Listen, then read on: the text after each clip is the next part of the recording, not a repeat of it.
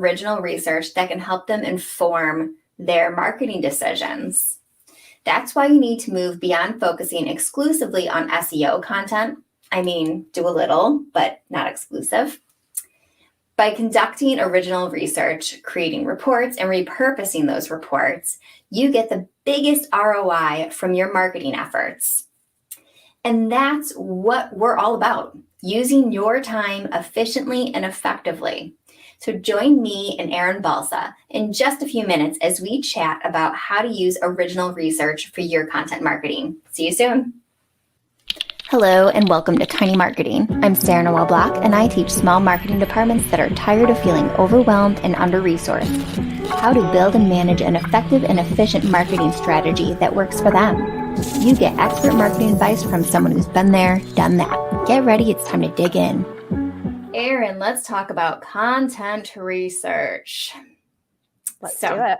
All right. I took your course and I thought it was brilliant. And I want to start with the why. Why is original research so important in content marketing? It's important, especially in B2B content marketing, especially for companies that are selling into senior executives. Because a lot of people don't understand this. A lot of people think you can just write these basic SEO blogs. What is employee engagement? Okay, well, that's good if you want to get, someone who's super junior in their career that doesn't even understand that. But if you're trying to sell into a C-suite, into the CHRO or the VP of People Ops, they're not going to be searching for what is employee engagement. In fact, they might not even be searching for anything because they get information from their peers, from their Vistage group, from these different places. And so what you need to do to capture their attention is create thought leadership. And original data is one of the easiest ways to do that because true thought leadership is very, very rare, right? So original data is thought leadership and something new that executives will look at and will talk about and share. Yeah, that makes a lot of sense. Every conversation I have with a CMO is about like the latest Forrester study that they received. And it's not just stuck with like research companies to be able to do that. Brands can do it too. And I want to talk a little bit about the earned media that you can expect from original research. Let's look at original research versus like a standard content marketing campaign. What's the difference in the impact with earned media? The word expect, I just want to take that off the table because I don't think you can expect earned media. You still got to work. You still got to distribute your content, right? It was something we talked about earlier, you and I, right? So you can create the best content in the world, but if people don't see it, you're not going to get anything. So you do have to kind of work and get that in front of, get a PR agency or do your own PR and do outreach and get that in front of the right people. However, if your report is good and you're talking about relevant topics and you have some interesting findings, you can for sure get press mentions in the big sites. We've gotten press mentions in New York Times and Inc. and Forbes and all those big companies and publications, which is wonderful. Yeah. It really gives your brand a bit of some gravitas, right? Oh, look at such and such was mentioned in the New York Times. Like that's Definitely. Any founder's dream. Now, is that going to definitely happen? Of course not. But you still have a lot of opportunities to get industry publications to speak about your research or, just other smaller sites that are still great where, your audience is spending time reading these other sites. And, they might not only just mention you, they might give you backlinks and that can help, raise your domain authority and help your organic content do better over time. So it's kind of a win-win. Yeah, I like that you add that asterisk that you need to work with your PR partner and you need to actually do the outreach and the distribution to get that earned media. I guess when you hear earned media, you think it just happens. Mm-hmm. You earned it because you did such an amazing report. Right. But if no one knows it exists, then it doesn't really matter. Totally. It's just like those overnight success stories like, oh, this company, this person's an overnight success. Well, no, they've been working at it for 20 years. They're only finally getting recognition now. It's the same thing with content, right?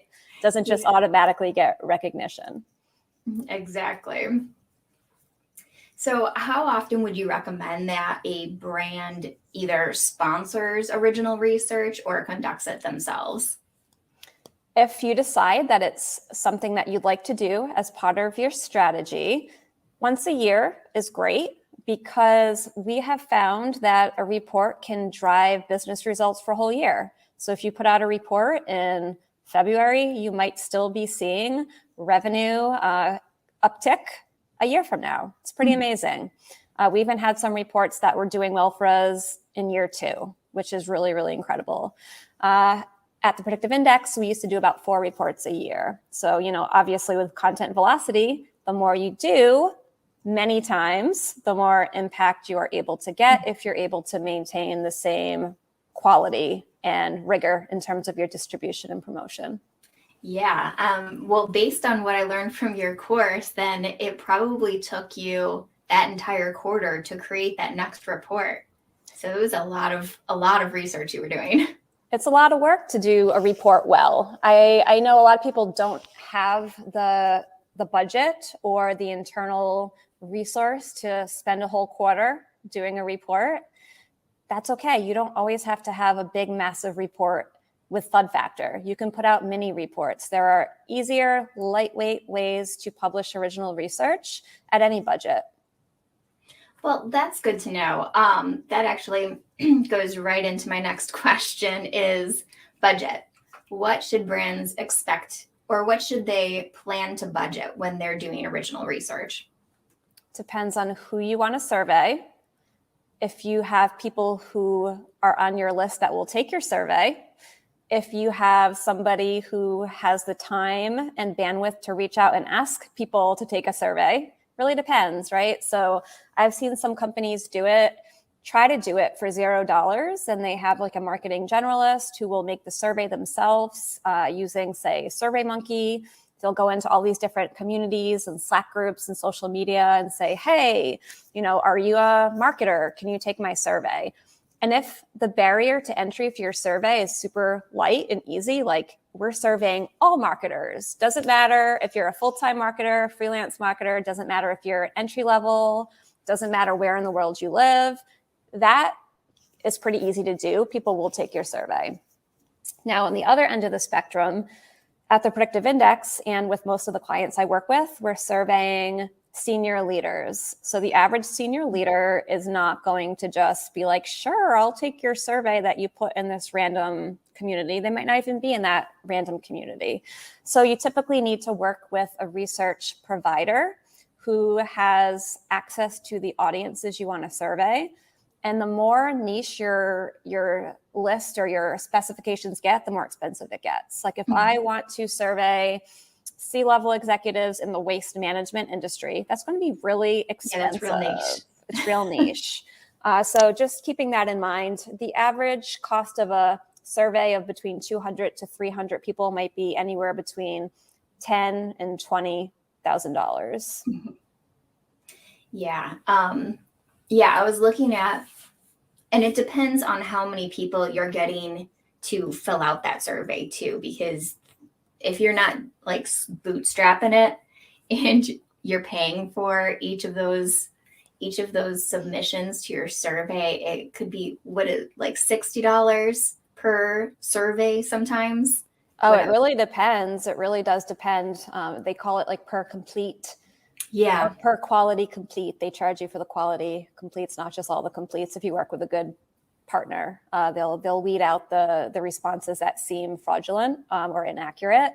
And then also, if you're working with one of these partners and you're purchasing an audience, you'll pay for that. And you can also use that survey with your own house list. So if you also want to see if anybody in your network's got to take the survey, you can do that. And that'll just add on to the price because they'll have to then clean the data and do that for you. So usually that might add like an extra $1,000 or $2,000. That's a good note to add. I know I emailed you this question when I took your course, but how many participants would you recommend minimum for a survey for it to be legitimate? So I have been told by data scientists that are well educated, much more well educated than myself, that the minimum is 200 to ensure statistical significance. So any survey has to have at least 200 people within a given audience. Okay. And okay, so you have this budget set. Now, how can you stretch your ROI from a research report? What are different ways that you can use that information to get more? Well, first, you can chop it up a million different ways. I always make sure that when I work with a client, I make sure I know what industries are their ICP, so that when I'm talking with the survey provider, I can say, we need to have at least X% of people from these 5 industries. And then what you can do is you can slice and dice the interesting findings within each industry and put those out as blog content and social posts. You can take the survey data, you can do webinars, you can do, co-marketing webinars to get that data in front of a whole new audience. You can talk about it on a podcast. There's just so many different things you can do to repurpose and get the most mileage out of that data. You can obviously put it on your product pages. You can do so much with it. Yeah, and as you were saying earlier, you can use this study information for an entire year and it's still relevant. So there's a million ways you can repurpose it, and the distribution can happen at least for a year. Right. And then if you're targeting certain job titles, you could put out an ebook that speaks to one of the job titles. You could have that right in the headline, whereas maybe you don't have that in the report headline. But let's say I'm surveying VPs of sales and VPs of marketing. That can go into 2 different ebooks. One's targeting the sales leader, one's targeting the marketing leader. I can put some paid behind that. Somebody comes to my site. I could, in that ebook, maybe the report doesn't talk about our product, but the ebook can. So the ebook can start with the data, it can end up with the product, and I can use that in a retargeting campaign. So people that are already familiar with my brand, now I'm going to retarget them with this ebook that speaks to their job title and talks about how to solve their problems with our product. So there's a lot of ways you can move people along the funnel with the data.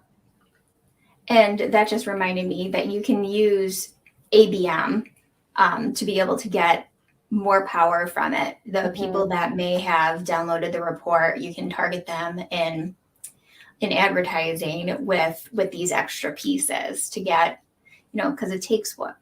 I think at this point it's like 15 touches before someone's like, okay, yeah, I'll consider working with you. I mean, it seems like that to me. I really never make a move on the first interaction, right? I mean, every great once in a while, if I'm in market to buy and the copy really blows me away and I see social proof, and then maybe I'll make a move on 1 or 2 touches, but that is for sure the exception to the rule. Yeah. I mean, as we were talking about, I do some real stalking before I make any decisions about anything.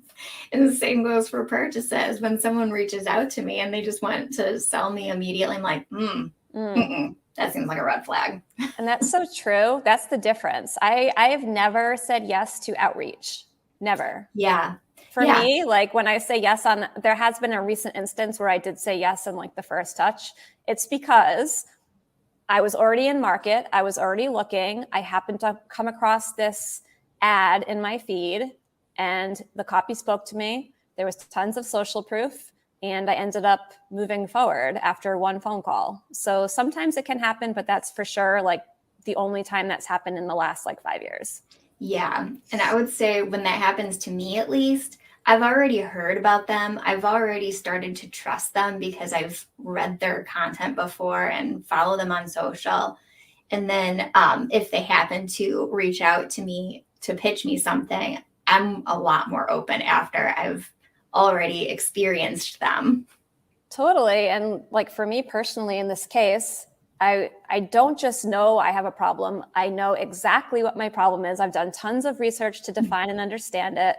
I know what solutions are out there. I might not have known this particular solution, but I know of others. And I know what value I can expect to get if I go through this solution to solve my problem. So like I'm bought in. All I have to see is like, oh, this speaks to me. Something about this feels right. And I'm ready to pull out the credit card. Yeah, and that's not just you, that's everybody now. The whole sales process happens without a salesperson. Yep, for sure. We're self-educating, and then we'll narrow it down, and then maybe we'll talk to a salesperson because we need a demo or whatever. Yeah, for sure. I mean, 60% of the sales process in B2B now happens before ever speaking to a sales rep. Which means content marketing is more important than ever. Hell yeah, it is. Oh yeah. Okay. Great.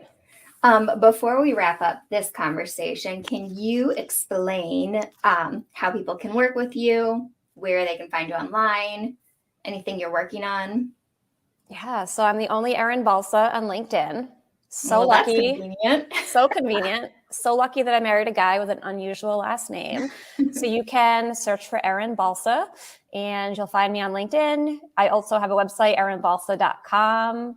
And on that website, you can access my course. I have one course right now called the Research Report Playbook, and I teach people how to create original research reports that drive leads and demand and thought leadership and act as a tool across the entire funnel, even to support your sales enablement, even to get you speaking engagements and press mentions and backlinks. And it's just such a powerful piece of content. Yes. All right. Thank you so much. And we'll pause right. Thank you for joining us today. Erin Balsa is an absolute rock star. And if you aren't following her on LinkedIn, get over there and do it. I took her original research course and it was done so well. It was perfection. It is super quick to take. It really doesn't take long, but it's also complete, which is nice. They didn't skimp on any of the information. I highly recommend it. So go to her website and make sure to check out her original research course. Before you go, don't forget that I release my newsletter every Tuesday. And we're talking about the latest inbound marketing tactics, all through the lens of effective and efficient systems. So check that out. It's perfect for those tiny marketing departments, hence the name of my company. Head to sarahnoelblock.com/newsletter to sign up, or just look in the description. It should be there. And see you next time. Next time, we'll be talking about how to repurpose those research reports. See you then. Thank you for joining Tiny Marketing. I help tiny marketing departments create consistent content that builds trust with their audience. Book done for you content marketing at sarahnoelblock.com. Don't forget to follow the podcast on your favorite podcast app. And if you're watching this on YouTube or LinkedIn, make sure to hit the subscribe or follow button. See you next time, friends. Non-focusing exclusive.